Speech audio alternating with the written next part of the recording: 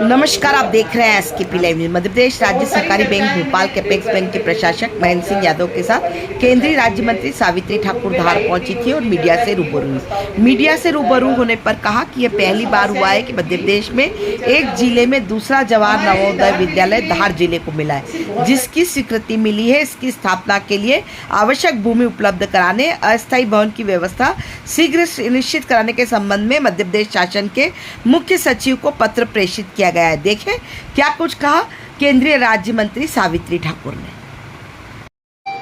मेरा मानना है कि मैं लगातार 2014 से देख रही हूँ इतनी प्रगति अब जो 14 के बाद हो रही है। एक ट्राइबल जिले को पहली बार ऐसा हुआ कि एक जिले में एक नवोदय विद्यालय होता है, पर इस बार हमको कल ही परसों ही मिला है पत्र कि इसको धार जिले को ट्राइबल जिले होने के नाते और मध्य प्रदेश में एकमात्र धार जिले को मिला है। तो धर्मेंद्र प्रधान जी और माननीय प्रधानमंत्री जी को, माननीय मुख्यमंत्री जी को मैं आपके माध्यम से धन्यवाद दूंगी कि ट्राइबल जिले को अब जैसे 250 बालक रहेंगे और 250 बालिकाएं रहेंगी। उसके लिए मैं शाम को जैसा आदेश मिला, प्रिंसिपल और कलेक्टर से मेरी चर्चा भी हो गई कि वो जल्द से जल्द 30 एकड़ जमीन चाहिए। उसके लिए हम अप्रैल से उसको शुरुआत करेंगे, पहला सत्र 26-27 में।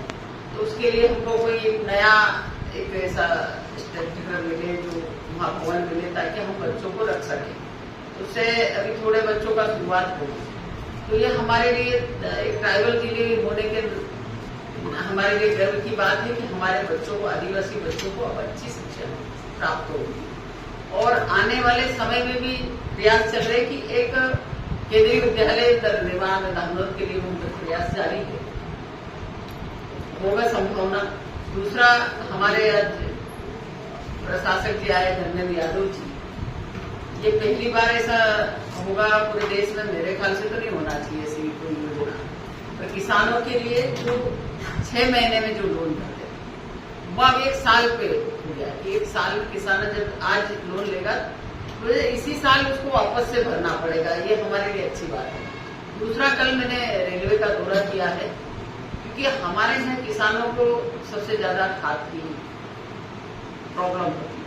वो प्रॉब्लम इसलिए होती है क्योंकि मैं किसान अच्छे समझ सकती हूँ, क्योंकि हमारे यहाँ लेकिन रेलवे नहीं। तो जब रेलवे आ जाएगी तो जल्द से जल्द आने का प्रयास चल रहा है। जीएम भी मेरे साथ थे, पूरे रेलवे के अधिकारी थे।